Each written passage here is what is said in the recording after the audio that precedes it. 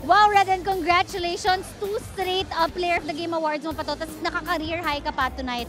Ano ba ang nakatulong sa'yo? Anong nararamdaman mo? Ikwento mo naman sa amin.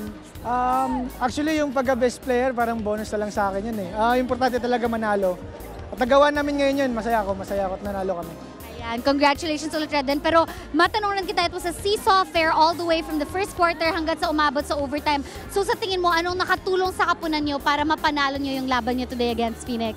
Feel ko, mas ginusto namin manalo ngayon. Kaya feel ko, mas ginusto namin at nakuha namin yung panalo. Ayan naman. Next game yung haharapin, Reden Ginebra, one of the stronger teams of this league. Meron na ba kayong preparations na ginagawa para sa susunod yung laban? Sa ngayon wala pa. Tingnan namin yung mga plays ng Ginebra, scout namin sa viewing. Hindi ko pa alam. Basta bigay lang namin yung best namin. Bahala na kung anong resulta. Alright. And Reden, since nag-player of the game ka, meron ka bang mga gustong batiin at pasalamatan? Hi kay Papa, kay Rufa May, kay Riley May, sa lahat ng taga Mati, Davao Oriental, sa lola ko, tsaka sa mama ko sa Japan, tsaka yung girlfriend ko nanonood ngayon, tsaka sa mami niya. Thank you.